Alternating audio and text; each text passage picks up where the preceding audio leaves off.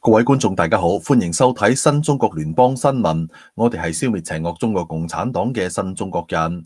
今日係2024年6月17號星期一，而家係美東時間晚上11點。我哋開始今日粵語新聞播報。我係 Johnny， 我係 Karen。喺疫苗災難信息方面，已有大量證據表明新冠疫苗會對人造成嚴重傷害。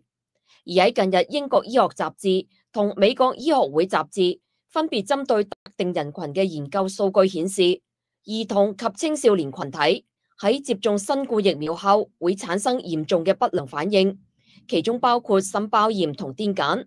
請睇詳細報道。Right. And so they're saying, well, I just don't know why this heart muscle damage is happening, this inflammation in these younger kids. And at the same time, literally at the same time, this study comes out in the BMJ, wow. And it's titled, so these researchers are looking at the effectiveness of the COVID-19 vaccination in children and adolescents. And they say this, among both, and hundreds of thousands of kids are looking at here, among both adolescents and children, myocarditis and pericarditis were documented only in the vaccinated groups, with rates of 27 and 100 cases per million after first and second doses, respectively. That seems like a little bit of a signal. We looked at all these kids, and it's just a coincidence that only the kids that got the vaccines were having these myocarditis issues that have been reported for the last 2 years in several medical journals, in the VAERS reports, and the Today Show doesn't mention that. We don't expect hardcore journalism from them, but wow. These are the studies that are coming out. And we've known this, and the signals were there, even when they were voting to approve these vaccines for the use in children. Yeah, and the death rate was so low in children, I think 0.0002%, something like that. So to be putting them at risk, it's really an atrocity.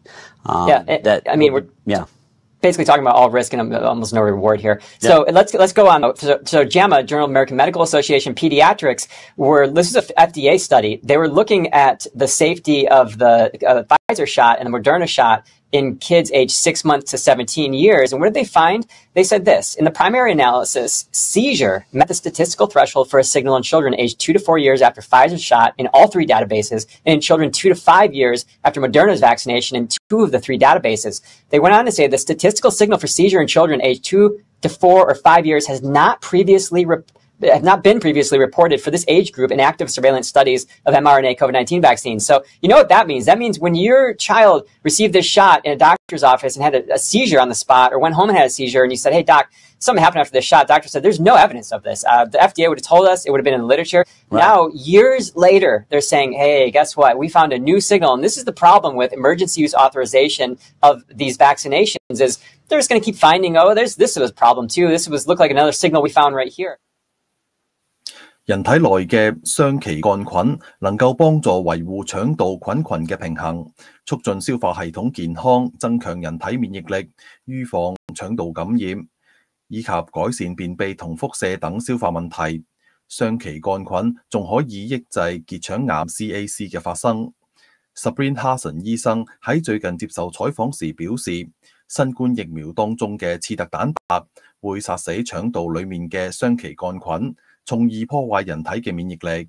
請睇報道。I said, well, you know what? Since the agenda is the vaccine, well, let's look at what the vaccine's doing in the microbiome.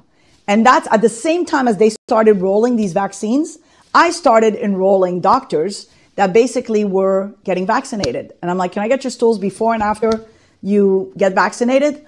So the first 4 patients I started noticing a month later, the bifidobacteria, this important microbe, is dropping in patients pre and post vaccination. So then I started asking myself, wait a minute, what's going on here? I mean, is it creating a bifidophage? Because this is precision medicine. This is forensics of the gut, right? You've got your microbiome this way before and you've got it after, and it's the same patient, and only a certain group of microbes are getting killed. You got to pay attention. So then, 10, 20, 30, 34 patients later, we're seeing this, killing of the bifidobacteria. All my colleagues called me and said, hey, I saw your data. That's incredible. How do you think this is happening? The vaccine's supposed to be, improving your immunity. And we all know bifidobacteria is a huge part of immunity. How do you think it's happening? So then I said, I think it's creating a bacteriophage or bifidophage.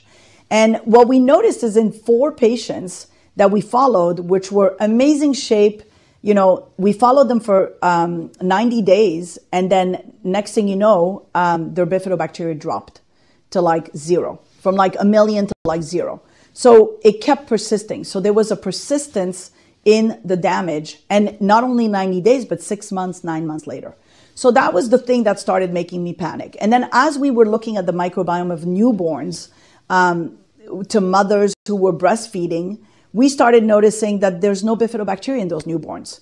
So we asked ourselves, well, I mean, because newborns are supposed to have a ton of bifidobacteria, right? 90% of the microbiome of babies is bifidobacteria.